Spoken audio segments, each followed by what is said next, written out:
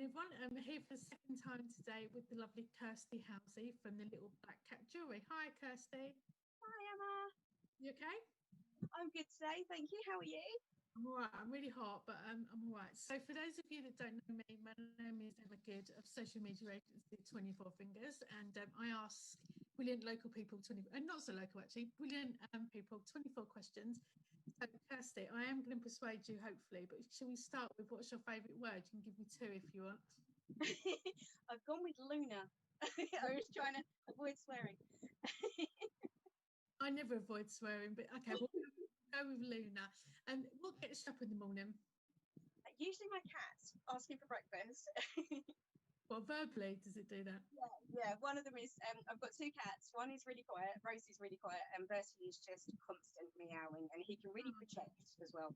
That would be my worst nightmare. I can't stand cats. You ask Kathy of Little Piggy, we have a running joke that I'm very much a non-cat person. Oh no, that's it now, I'm going. It's all over. Our friendship is dead. It did last long. We've only just met today. What do you truly, honestly think of social media? I really love it for the fact that you can build your brand with it and interact with so many more customers than you would say if you just had your website. But also, it's kind of like a love-hate relationship. I think sometimes it's very mentally draining and it's quite demanding on time, especially for a small business.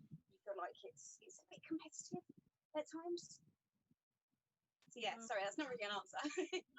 No, that's a good answer. I think there is competition, but only as much as you allow that in. Like, you know, I can look at other people's accounts and think, oh, they've got this and they're doing that. And but to be honest, I look at it and go, okay, fine, move on. I can control what I can control, and that tends to stop me comparing. Plus, there's only 24 fingers, and there's only one. Kindles or books? Books, definitely. I have got Kindle. I do love it, especially during lockdown when I've not been able to get out and get any books. It's been great for that. But you can't beat proper pages. I really don't think you can beat proper books. Paper. So you are a jewellery designer. What do you think is the biggest challenge to your industry right now? I've had to have a good think about this one. So realistically, I think it's pricing. So I think it's the same with a lot of handcrafted pieces as well from all different walks of life. In the fact that it's hard to get across the value of something that has been crafted by hand and how much skill, time, design and effort has gone into making that piece. And also we're competing a lot, especially as jewellers, with pieces coming from China and a lot of mass-produced jewellery as well, which can obviously be sold at a lot cheaper price than what we're making it at.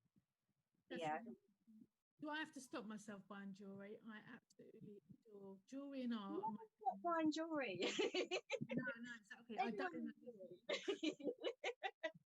To be honest, in lockdown, all I keep buying is shoes. I'm buying like a pair of shoes every day. I can't go out anywhere. I've nowhere to go. I'm buying stilettos, and I've never worn stilettos in my life. I don't know what's going on, but I do know what's going on. But yeah, jewellery is definitely one of my passions too. And I think there's nothing more beautiful than looking at something that somebody's created as a unique, bespoke piece for you. Yeah, beautiful. Did you always want to be a jewellery designer? No. I really had no aspirations to get into jewellery at all. When I was little, I wanted to be a mechanic. And then as I got a little older, I wanted to be a veterinary nurse. Yeah, it's just kind of, I'd say it's come from there, but I know I've got another question leading up to it. So, right, so leading on to the next question. Thank you for segueing that in there. What led you to your current career? So I actually ended up working in science, which was kind of along with the veterinary part. But I ended up getting an illness called ME and then also fibromyalgia in 2004. And I couldn't work for a long time. I was bed and housebound. And the only things that I could do were small things like crafting. And I started beading. And not like seed beading, because I couldn't cope with that. That's too detailed. I like tools. But yeah, it kept me going through some of the hardest times I've had. And it's just sort of grown from there. And that creativity helped me mentally to keep on an even keel, I think, more than anything. And it's helped my recovery too. Amazing. I'm guessing that you find it quite therapeutic as well. Definitely. There's nothing better than hammering or burning silvers. Love it. My brain today in lockdown. Sorry, Kirsty, your favourite word. You're gonna have to remind me. Luna. Luna, that's it. Can you use it in a sentence, please? I love watching the lunar phases at night. Okay. And now, can you make it rhyme?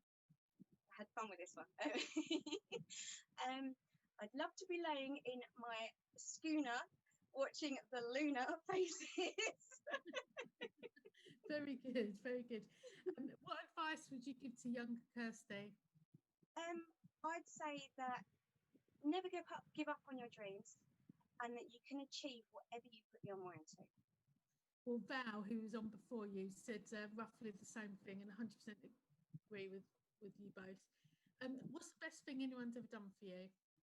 My parents bought me the workshop I am currently sitting in, which has allowed me to expand my skill base, build my business, and have my own little space away from the house as well. Which is little oasis. Yeah, and it's full of stuff. I mean, I would show you, but I can't. I would show you my lounge, but I dare not with the piles of stuff that I'm surrounded by. You might not have had it yet, but what's been your career defining moment? For me so far, I joined Etsy after I'd left my previous job, and I started selling all over the world. And I never expected my jewellery to go further than Essex.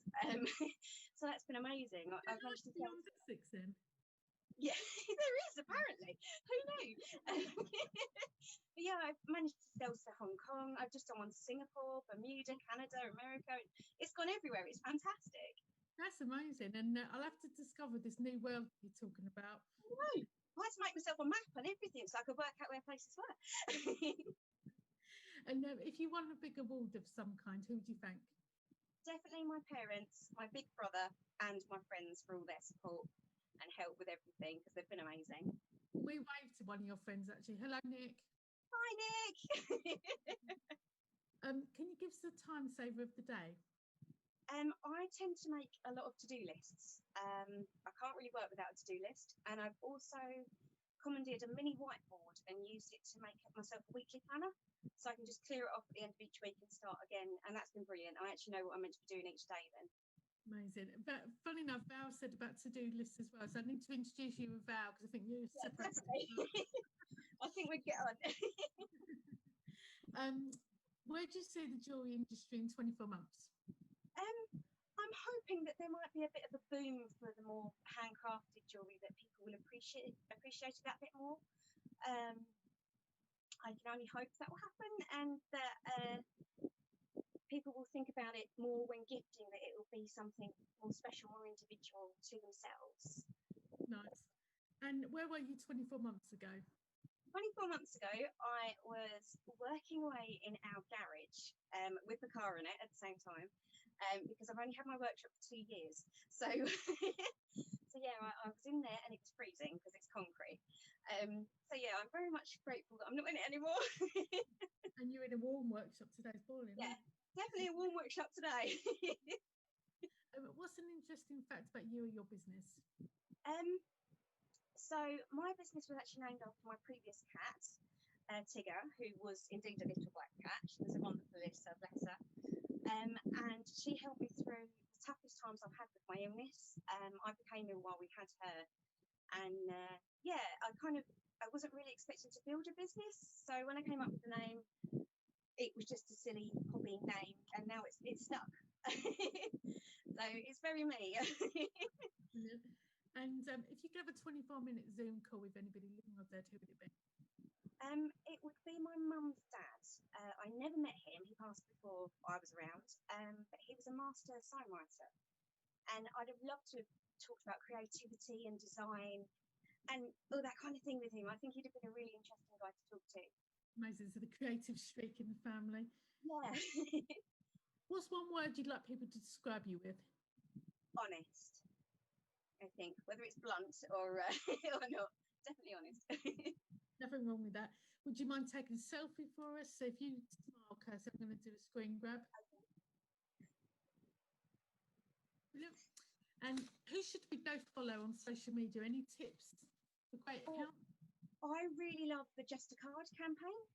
I think they're fantastic for small and indie businesses in that they push out advice to small and indie businesses, but they also push businesses themselves and they advertise for them. So yeah, I think that they're just brilliant. They have stickers in their small shop windows and everything. It's just a really good campaign. Oh, I like that. And what's one quote that defines your work ethic? Be fearless in the pursuit of what sets your soul on fire. I've even got it on a picture up here on the wall. Love, love, love. And what's been the best part of your day? Today it'll be talking to you because it's nice to actually speak to somebody that I'm not related to. No, we're definitely not related. Why is that so fair? Mine's a lot greyer than yours right now, but I'm sorting that out. Last night, I kissed it. Well, I've really enjoyed our chat because we've known each other on social media, but we've never actually spoken in reality. So today, Funny, anything to plug?